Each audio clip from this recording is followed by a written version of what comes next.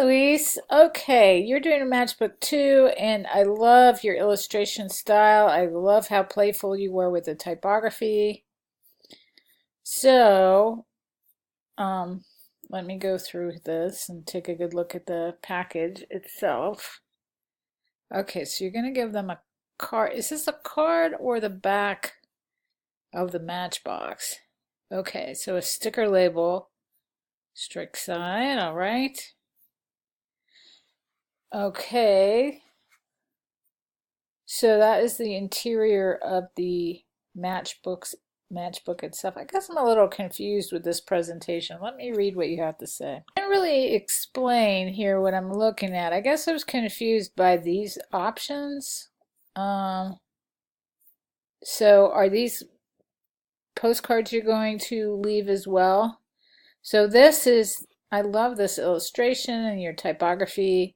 This looks like a foldable matchbook. So this may be two, but you just didn't put the fold in there. I like if I don't know. I'm just going to tell you what I like. So I love this because it includes your illustration and there's a lot of contrast and that it's playful.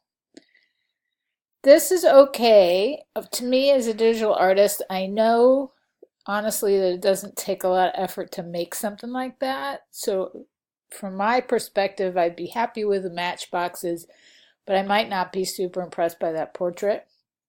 I would, though, be impressed by your three-dimensional illustration of a match.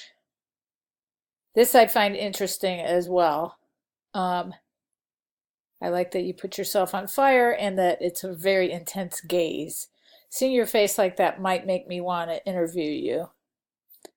All right, so those are my choices. I think if you've got a lot of illustration like this, you should show more of it because it shows a lot of skill. Just even the little detail that shows it's three-dimensional is so charming. It's wonderful.